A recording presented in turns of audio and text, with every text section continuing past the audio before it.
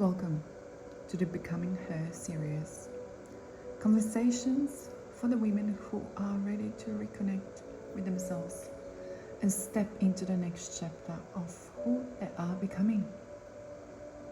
Because there is something I often hear from the women in their 30s, 40s, 50s, 60s. A quiet sentence, and many of them feel slightly ashamed to even say it out loud. And they say this: I don't know who I am anymore. And what is interesting is that from the outside, their life may look completely fine. They may have a family, they may have a career, they may have built many things in their life, which is so external. And yet somewhere inside there is a strange feeling, a feeling of disconnection, a feeling that something is missing. And the first thing many women do when they feel this way is assume something is wrong with them. They think, why am I not happier? Why do I feel empty when I have so much? Why do I feel lost? This feeling is actually much more common than most people realize. And it usually has nothing to do with a failure, it has everything to do with identity. Because many women spend the first part of their lives building themselves around roles. The role of a daughter, the role of a good student, the role of the partner, the role of the mother, the role of the responsible one. And those roles often require lots of adaptation and a lot of adjustments and a lot of paying attention to what everyone else needs. And then slowly, without even noticing it, many women begin shaping their identity around those expectations. They become who they think they're supposed to be. And instead of asking themselves who they truly are, and for many years, this worked. Life moved forward, responsibilities grew, days become so full, but eventually something begins to shift. Sometimes it happens after relationship changes. Sometimes it happens when children grow older.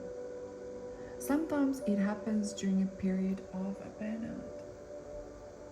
But suddenly there is a space, and in that space, question appears.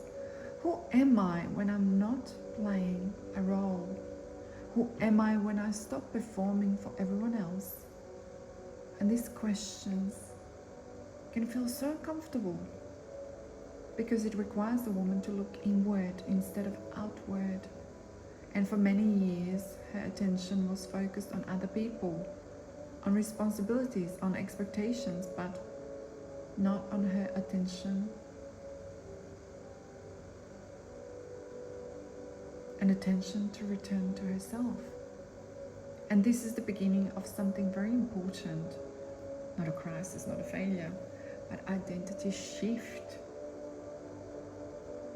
And that identity shift is the moment when you begin to realize that there is a version of yourself you were living but was built for survival, belonging, and approval. But it may not reflect who you truly are anymore. And this is where many women begin a deeper journey, a spiritual journey. And they begin questioning patterns. Once upon a time they accepted. They begin noticing how often they say yes when they meant to say no. They begin recognizing how often they prioritized harmony over the truth. They begin seeing the ways they abandon themselves just to keep life moving smoothly. And once you begin to see those patterns, you cannot unsee them. And this is when change becomes possible. Not dramatic overnight change, but subtle shifts. A woman begins to listen to herself again. She begins to honor what she feels. She begins to create boundaries where before she would have stayed silent. She begins to allow herself something she may not allowed before: space. Space to think, space to feel, space to rediscover who she is without the roles. And what many women discover in this process is something very surprising. They were never truly lost.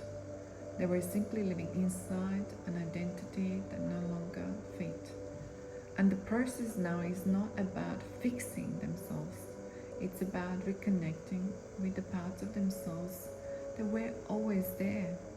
The parts that were buried underneath expectations, responsibility, and years of doing what was necessary. And slowly and gently, a woman begins to rebuild her identity from a different place. Not from obligation, not from pressure, but from awarenesses, from self-respect, from clarity about who she is becoming. And that process is not something to fear, it's something to honor, because it is the moment a woman begins to return